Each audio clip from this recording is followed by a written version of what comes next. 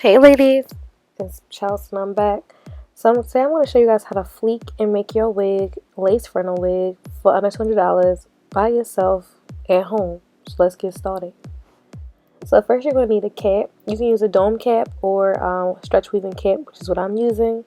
I like the stretch weaving cap only because it has adjustable straps in the back, and also the material, it has like a netting so it's more breathable, and I get hot really fast, so I don't like not feel like I can't breathe. But some people like the dome caps and because it's more elastic too, so it's really up to you what you choose to do.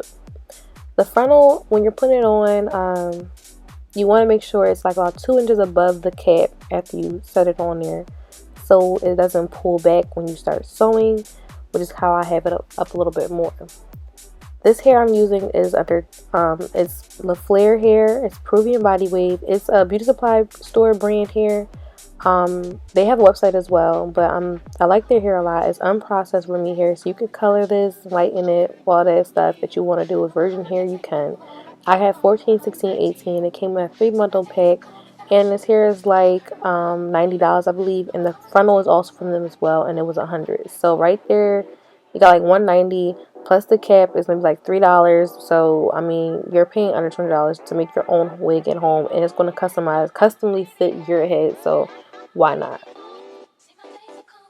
So for this frontal, I'm gonna, as you guys see, I'm on the corner of this frontal and I'm sewing it right on the corner. I'm not sewing it on like straight around the frontal, like on where the ear part is on the cap.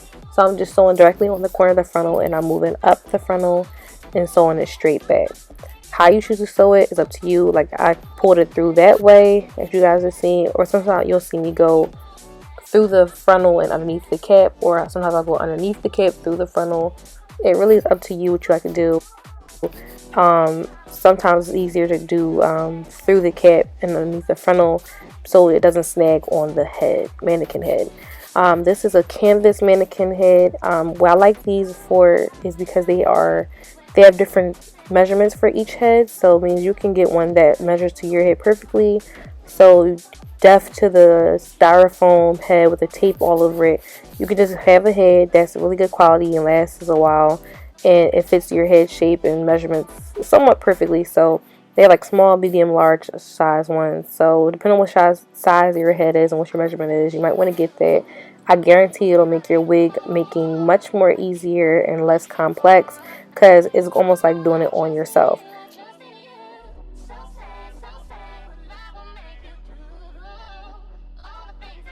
My biggest gripe with this frontal piece though was I didn't like the way that the frontal was shaped.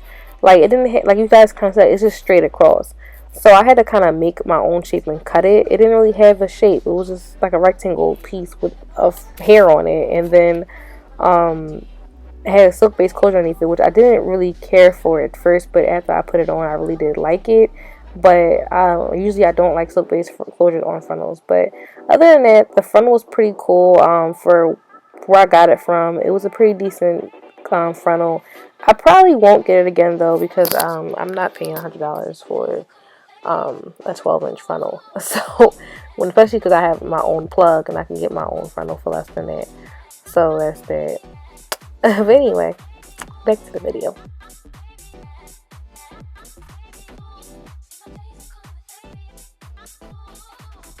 Sewing your bundles down, you pretty much just want to do this as flat as possible. You can flip over and double your first 2 bundles if you choose to, but you just want to be mindful of the fact is that you don't want to overcrowd the frontal so that it doesn't look weird. So what I'm going to do is I'm going to do a U shape when I'm sewing the first 2 bundles, as you guys will see, and I'm kind of starting right where the frontal is, but I'm not sewing on the frontal. I'm sewing right next to the frontal, and you're going to sew above the strap, above the adjustable straps on the wig. You don't want to show it on there because that's going to make it be a little bit well, it won't move, so it won't like stretch. So that's what I'm pretty much doing, and this part is pretty self-explanatory. Like, I just go left to right and back and forth, flip it over and whatnot. And these bundles were pretty, like, the wefts were pretty flat, so I didn't really have to worry too much about flipping them over with it being bulky on the sides. It laid perfectly fine. Now, other like bundles, you might have to use your own discretion for that and to tell whether or not you can do that. These are pretty flat, so I didn't have no problem with it.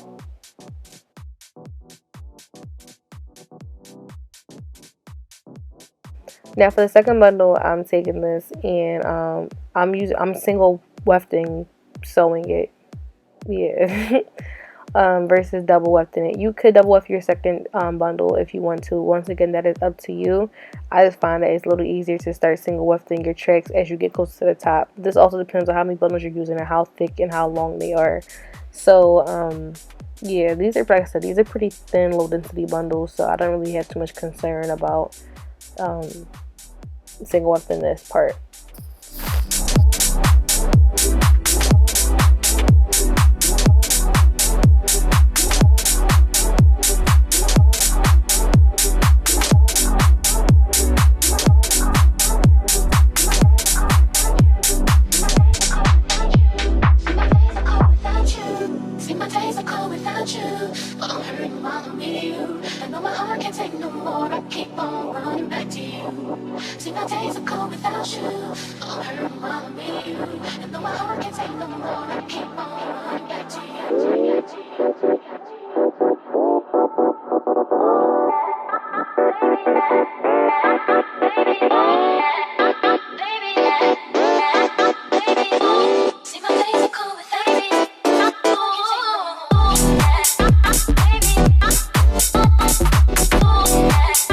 This is like my last shortest bundle, which is a 14-inch.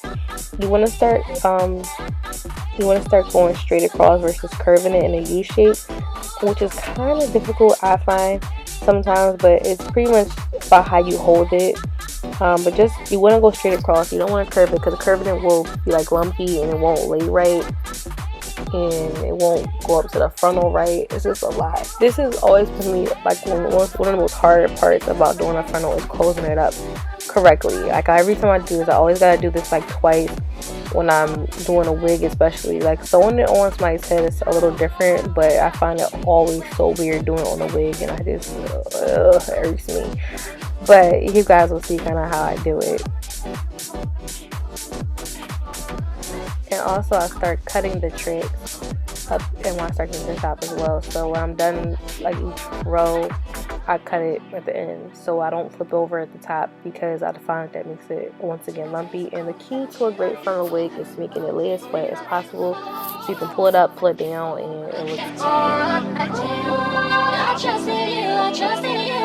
So sad, but love will make you through all the things that we expect. The things that we regret. So all of my lady, please come on, sing with me.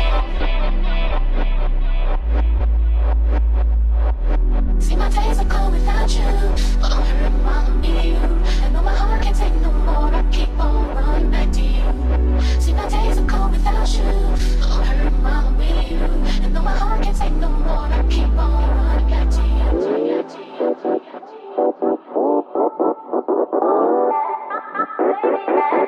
I think the wigs look a lot better when they're not flipped over at all.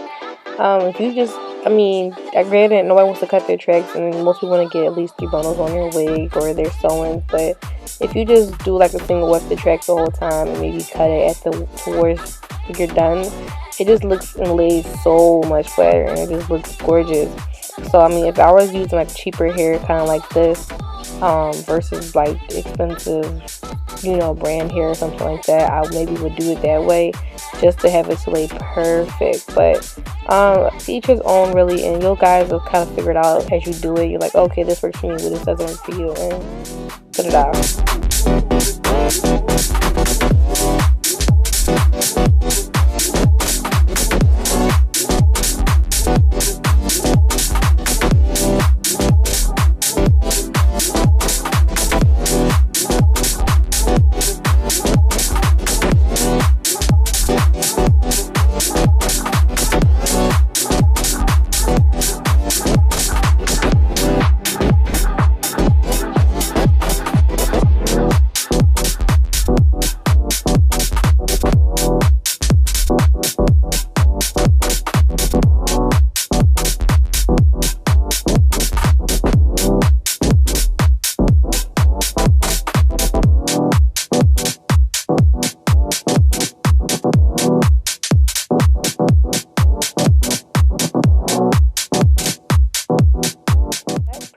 I do.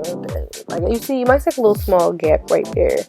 That's because I didn't put a track in between that part because I didn't want to risk it being lumpy up there, and I knew that the frontal would cover over it without any problems, which it did, and it looked good.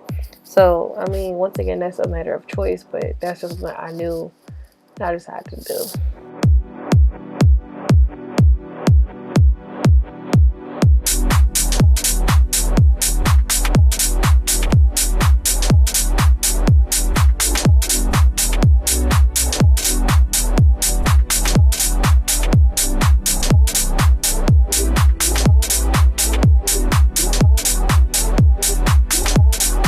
So that's how the final look is. You guys can see the frontal, the bundles part is like laying right behind the frontal. And as you part it, it looks and lays flat, which is definitely a great look. It looks the final product. Like I said, if you guys want to see me do a plucking video, how I customize my hairlines, I definitely would do one for you. I really am in love with the way this lace lays on top of my skin and how it parts. It just is popping frontal as far as that goes. I still don't care for the fact that it had no shape, but other than that, I had no complaints with this frontal. The hairline wasn't even too dense either. It was pretty good stuff. Like, your frontal is laid, you guys can play with it and you know, rock it out, and you have something you did for under $100. And who doesn't want a great custom wig? And it just takes time to really get it perfect, but after you do, you're just like, oh. Anyway, next up on this frontal series is how I style and layer this frontal wig. So stay tuned and watch that, guys, and hopefully you enjoyed this. If you did, thumbs up and like it.